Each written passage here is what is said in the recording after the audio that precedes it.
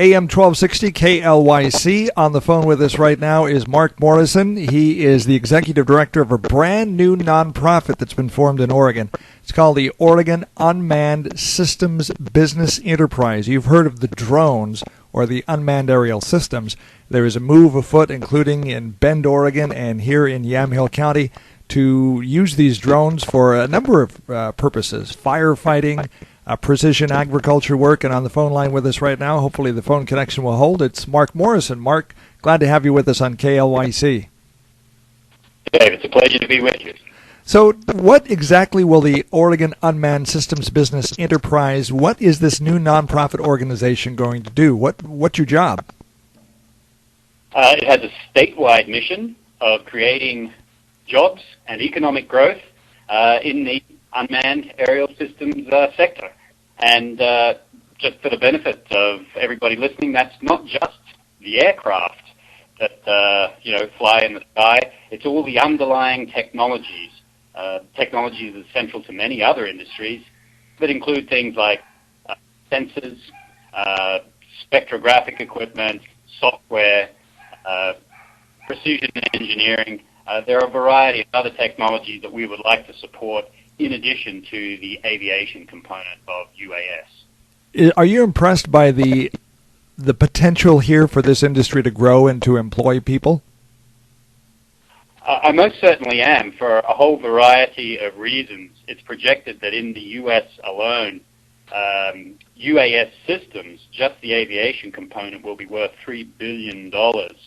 Its use in agriculture and other applications is projected to be worth an order of magnitude more than that. Already Oregon has some very decent employment in the sector, and we're hoping we can kickstart and help expand existing businesses and create a very fertile hotbed of jobs and economic growth.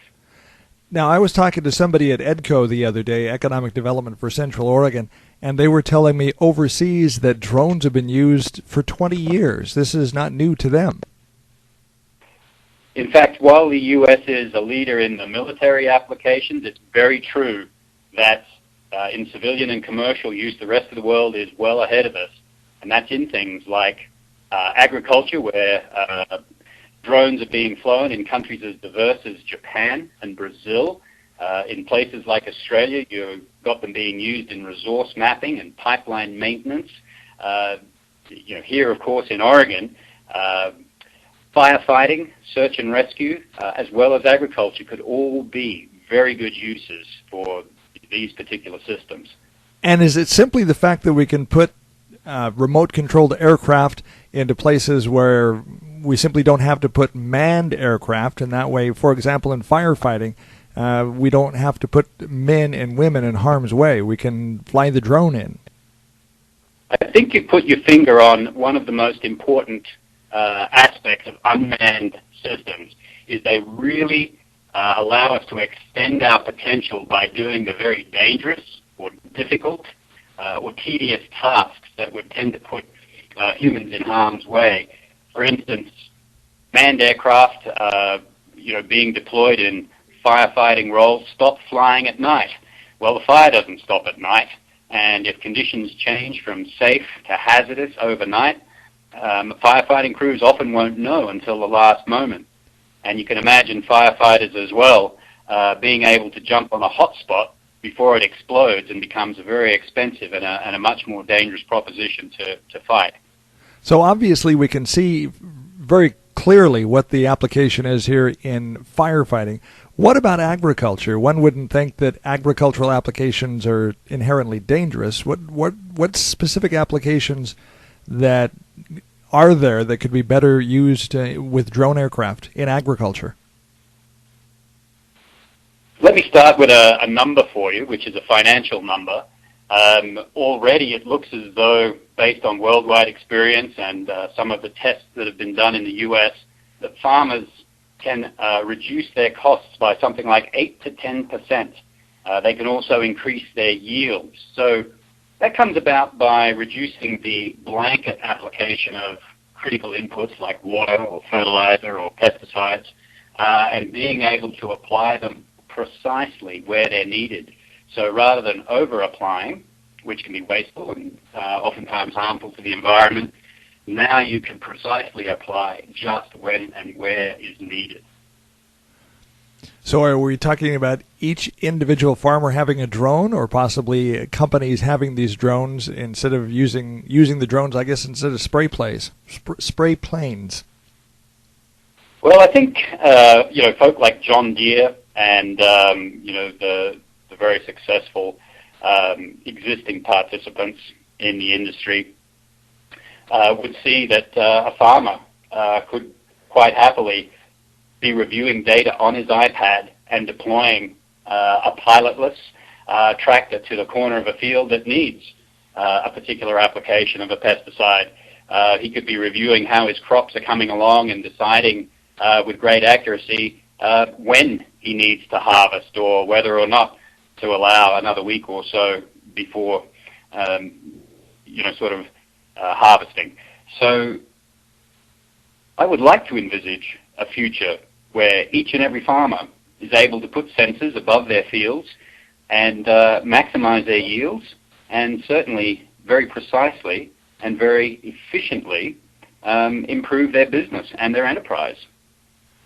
Now, I noticed from the news release here, the funding for Oregon UAS is an $882,000 state grant from Oregon Business Development and the Oregon Innovation Council.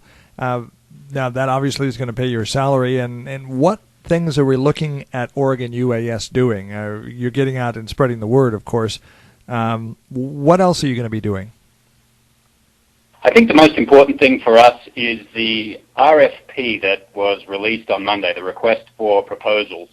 And with that, we're looking to award grants to Oregon-based companies or companies that are in the gorge and support Oregon employment. We're looking to help existing companies expand by winning contracts and grants or moving into new project areas. We would like to be able to help recruit firms and businesses to Oregon to test vehicles and systems and applications and establish offices and facilities here. That RFP is open as we speak and closes on February the 28th. So if there are businesses that think they can add employment or boost their economic activity, please, we'd encourage you to drop me a line so that I can get you the RFP.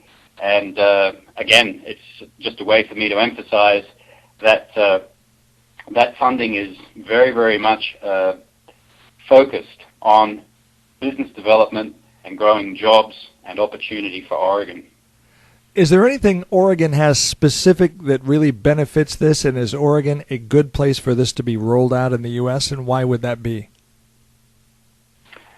I think Oregon's an ideal place for a variety of reasons. One, the airspace that we have, and many people will be familiar with the fact that Oregon was part of a successful consortium that got FAA designation to host testing, civilian testing of UAS systems. We also have a homegrown, thriving aviation sector that supports not just the airframes themselves, but precision engineering, spectroscopy, and a variety of the other industries that will be needed to make UAS a successful industry sector for us. That's not even including software, which is already sort of a strong employer for the state of Oregon. What experience do you bring to the table in the UAS? I understand you have experience in sensors. And what excites you about unmanned aerial systems in your expertise in regards to sensors? Oh, it's a two-part question there. What I bring to the table is 25 years in business and technology, working with startups, investing in startups, and a lot of that experience I think will translate directly into this area. You're looking at UAS as a sector that's being born at the moment, and that's what's particularly exciting to me. I think Oregon has the opportunity to be a nationwide leader in this sector. Now, you are experienced in sensors, in biotech and sensors. What excites you specific about unmanned aerial systems? In a sense, where a lot of the value in this day and age is in data and the ability to mine data for information. And of course, precision agriculture is a great example of that. Knowing the how, when, and where to precisely apply the inputs. The unmanned aerial vehicles are simply a platform to carry the sensors, and then the data is transmitted. So my great passion is really in, I think, a lot of the value and opportunity that can be created in data and data mining. The term big data, I think, is fairly well known to most people these days. It's being applied in healthcare and many other sectors to really improve efficiencies and value that we see in industry. Is there a website, Facebook page people can go into if they're interested in mining some information for themselves? Oregon UAS, as a brand new enterprise, as yet, doesn't have a web page or a website. EDCO's website in Central Oregon does host a lot of information on this sector. And, a Google search on precision agriculture, for example, brings up a number of websites that talk about the benefits of precision agriculture for farmers. Now, Mark Morrisson, as Executive Director, where is home office going to be? Are you going to be located in Bend? I've been a Bend resident for some 15 or 20 years, so I'm very comfortable here, of course. I would note that Oregon UAS is a statewide venture, and I'll be spending a lot of my time in the various corners of the state that already support elements of UAS activity and out visiting the test ranges. So again, what we do is directed at statewide economic development, not just Central Oregon, even though Central Oregon is what I call home. What does Yamhill County have to offer? I know the Yamhill County commissioners and the folks that work in economic development in Yamhill County specifically are very excited about this. I know there's a lot of wine industries, a lot of grape vineyards here. What about, as we look specifically at Yamhill County, what's the opportunity here?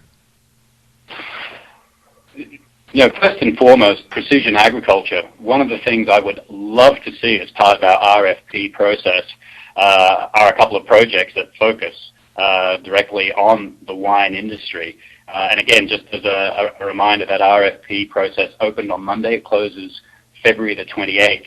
And I would encourage anybody in Yamhill County with an interest in precision agriculture, as it would apply to specialty crops, particularly the wine industry, to get a proposal submitted to us.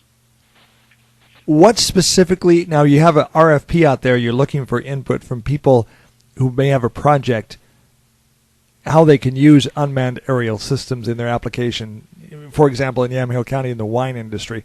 What are you looking for in the proposal they submit? We're looking very specifically for proposals where a little bit of grant money can add a program which results in improved employment. We're looking for proposals that will help us utilize our Oregon test space. As you might imagine, the size of the grants that we're able to deploy will range in size depending on the value of the grant. We're looking for applications that meet a fairly urgent timetable, so not an investment that will take 5 years to realize. We also are able to deploy smaller grants that will help businesses submit grant applications or write grant applications to other agencies. So a range of grants available from assistance in grant writing through to grants that will help businesses potentially add programs that result in a direct add of employment. We have a very strong advisory board that will help look at each and every proposal that's received, and on merit, we'd like to be able to pick the best, and with the result that we're able to help existing companies expand, existing companies in winning contracts and grants, and even indeed the ability to recruit firms to Oregon and set up offices and facilities. So, Mark, how big are these grants we're talking about awarding to folks? It's envisaged that the grants will range from $25,000 to $75,000, but we may provide grants as small as $10,000.